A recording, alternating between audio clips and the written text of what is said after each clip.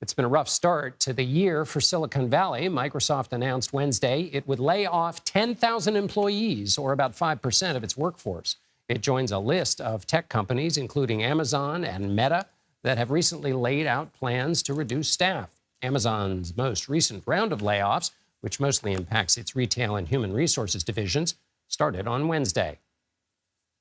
I want to bring in James Rogers. He's a financial columnist for MarketWatch. James, why are we seeing so many layoffs specifically in the tech industry? And why is it happening now? Is it a distinct thing in the tech industry, or is this just a part of the general economic difficulties we're in the moment?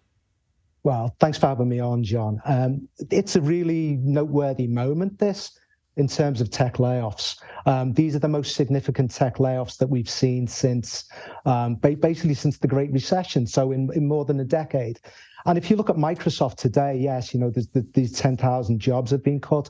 They're kind of driven by two things, and I think it's fairly representative of what the tech sector is seeing. So on the one hand, you've got the broader pressures that we're seeing in terms of the broader economy and recessionary pressures. But then also Microsoft has talked about the trends that it's seen emerging from the pandemic. So, they talked about how customers increased their digital spend through the course of the pandemic. And now, as they say, they're trying to optimize that and trying to do more with less, basically. So that's been a big factor in Microsoft's layoffs today. But, we've been tracking all these layoffs across the tech sector for the last year or so.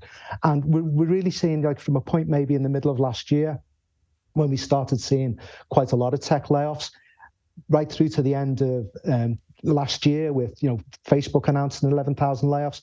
And then we've gone, as you said, to layoffs at Coinbase, 18,000 at Amazon. We see that the pace of these layoffs seems to be quickening, and also the scale of them seems to be getting much greater as well. Microsoft signaled it plans to invest in artificial intelligence, saying it's the next major wave in the industry.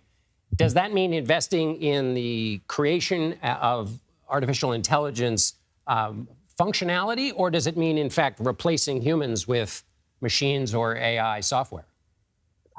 During the Microsoft statement today, they didn't really specify which areas they were going to target for the layoffs, but they did talk about the importance of AI. And this is something that we're seeing elsewhere in the tech sector. And I think that for Microsoft, where they see themselves as being almost like this fulcrum or this hub for AI, they've talked about how they want to democratize artificial intelligence. And so what does that mean? Well, they've made $1 billion investment in OpenAI, this AI research and development company. They're really pushing hard around AI supercomputing.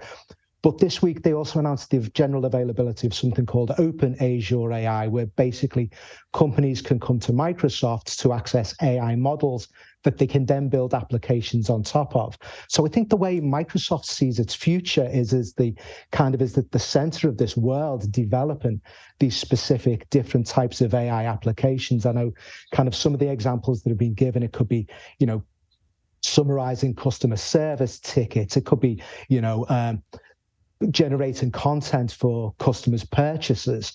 It could be like this whole world of different things. And as you and I know, like AI, kind of the sky is the limit in terms of how the business sector is going to use that. So, Microsoft is really looking to double down on that. And I think that across the tech sector as a whole, there's going to be a real demand on engineers, developers, anyone who's got some experience in AI and developing applications for AI. Even if they've been subject to these layoffs, I think they're going to have a really easy time finding another job. And finally, James, you're talking about AI and the way people used to talk about social media some number of years ago. Where is social media's future in this landscape, as it's had a difficulty across a variety of different social media sites?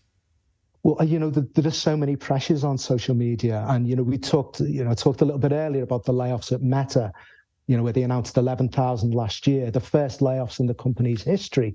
And I think that was really, really telling that, a lot of these companies are going to have to look at different areas that are beyond, the traditional way that Facebook operated. I think AI is going to be a factor in that.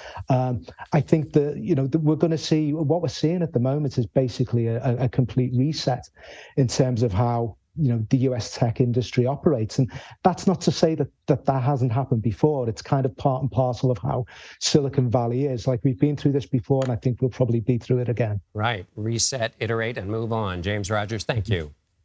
Thank you.